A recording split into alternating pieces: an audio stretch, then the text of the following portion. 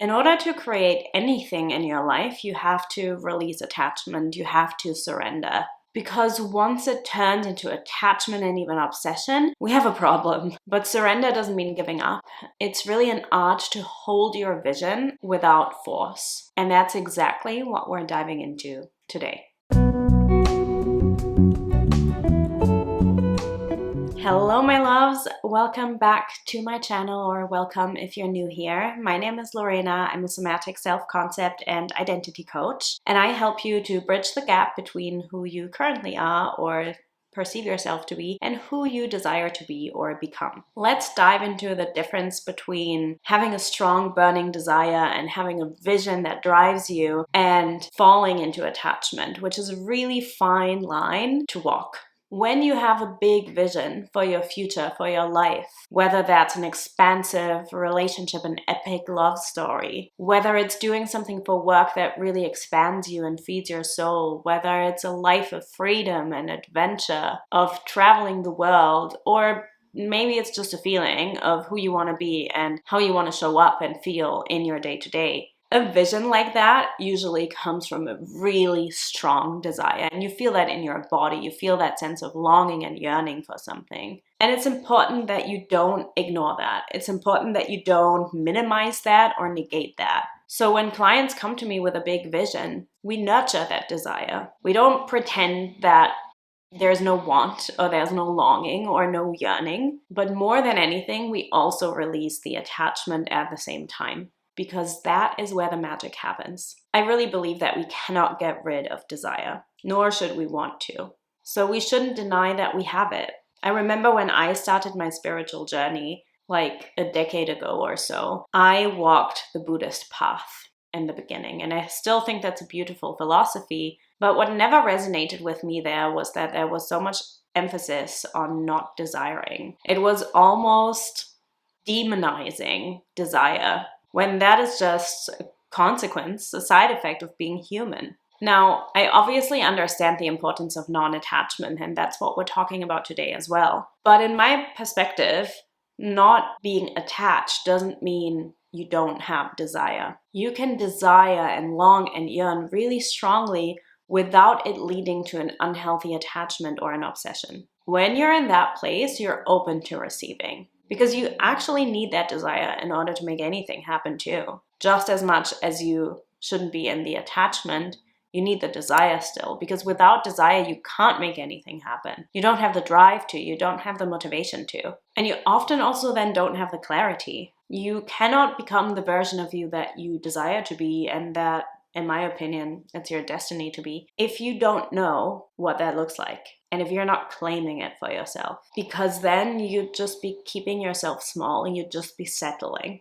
Now, when you actually get to that version of yourself, that includes peeling off the layers of everything that is not you, which means that what you find underneath can sometimes be a little different than what you expect. It can surprise you, but that usually means that it's even better than what you expected. But before you can do anything, before you can create a change in your life and in your self-concept, you need to have a direction to go into. You need to feel motivated to move towards it and to make it happen. I don't want you to ever give up on something that you deeply desire in your heart. I don't want you to give up on that version of you that resides deep within you. But if there's attachment, then we have a problem. So let's talk about why it's so important to release your attachment to the vision, despite the fact that you need the desire. One of the most common issues I hear from clients when they begin working with me in Recreate Yourself is that they are in a constant feeling of push and pull, a constant back and forth, and they don't have this continuity or consistency in their state of being and in their identity and their self-concept. They constantly feel like they're taking one step forward and then a step right back. And that usually happens when you let the desire lead you, but then the attachment comes in and you get pushed back. And I can understand that that is incredibly frustrating, because then you're in this energy of back and forth or trying, and it leads to stuckness and it leads to stagnation. And that can even burn you out. It can really exhaust you because it requires you to extend constant effort and you feel like you're not really seeing sustainable results. So the result of this push and pull and back and forth is usually that you may either try to force it, you may try to push harder to make happen whatever you want to make happen. Maybe you have this strong desire for a relationship, so because nothing is happening and you feel like every time you make progress, you take a step back and you end up in the same dynamics again and again, you date even more.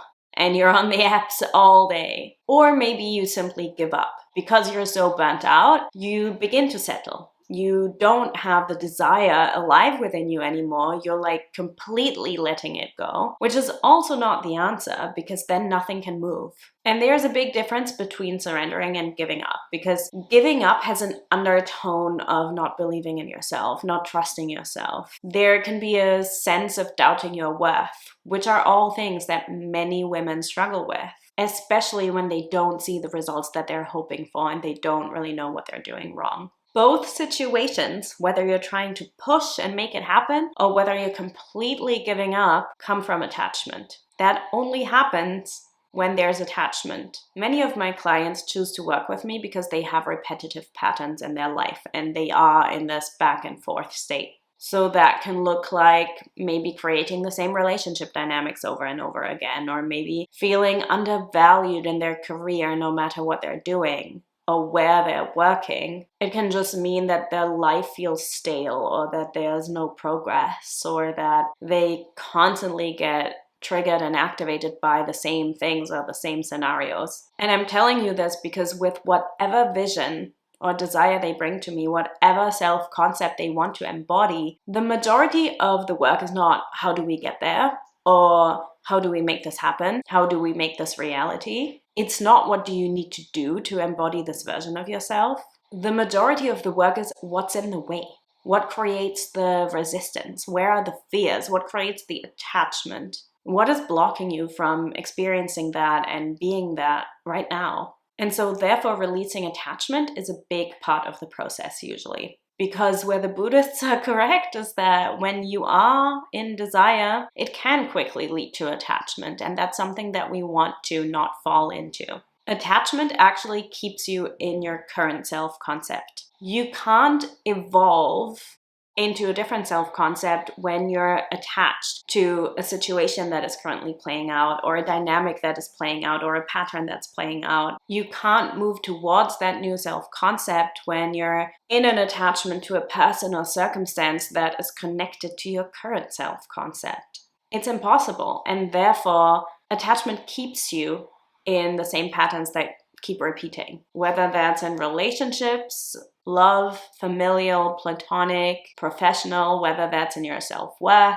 When you're attached to an outcome or a way of something playing out, when you're essentially clinging on to control, you cling on to old beliefs, old habits, and old fears, which hold you back from evolving. True self-concept transformation requires letting go of that attachment. And when I say that, I don't just mean consciously. That needs to happen on a nervous system level. That needs to happen deep within your subconscious. Because in your subconscious is where your desire lives, where your fears live, where your patterns and your trauma lives. So that's where it will need to be dealt with. Attachment is rooted in fear. It's rooted in scarcity. So you cannot move into a different self-concept when you're holding on to these old habits. Or when you're holding on to the version of you that is afraid of failure or afraid of losing something. I actually have a free 2-day masterclass series for you. It's called Equilibrium, and it's all about creating a balance between surrendering and persisting because of what I'm describing here, because of this attachment, and because so many people struggle with getting into the state of equilibrium, into the state of balance between the two. And that is really an art that creates stability in your nervous system. It creates a sustainable shift in your self-concept so that you're not constantly in this push and pull. So I've linked that in the description box below. Go and check it out. And essentially what this balance is about is integration. So when you're in a push and pull, created through this attachment, it's essentially because you have a conflict within you. There's a conflict inside of you between different parts of yourself or of your psyche. We all have different parts in our psyche, in our subconscious. And this is a lot of the work that we do in Recreate Yourself, is bringing these parts back into an integrated place, getting you into a state of wholeness, felt embodied wholeness, which is a place from which you can become whatever version of yourself you want to be, because there will be nothing blocking it anymore and nothing inside of you resisting it.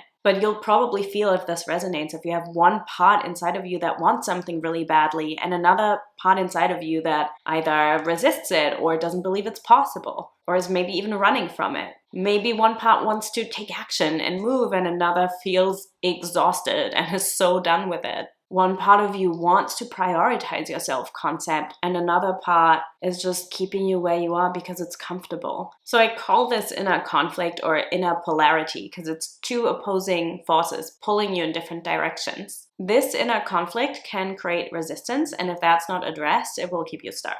And returning to this felt sense of wholeness is ultimately what will release the resistance and the fear and whatever's blocking you from being who you want to be. And my job as a coach is to help you to bring these different parts into balance so that you can move forward towards your desires, towards your next self-concept without feeling burnt out or frustrated. Because we live in a society that really prioritizes doing over being. And I think that's why often when people get into this awareness of your state of being is actually what gives you what you want, what mirrors things back to you, what is mirrored back to you, your self-concept is what is mirrored back to you, that it can create some relief of, oh, I don't need to do so much. But ironically, that then either leads to you doing more or it leads to you doing nothing at all. Because it's important to take action, but it needs to be intentional. What action are you taking?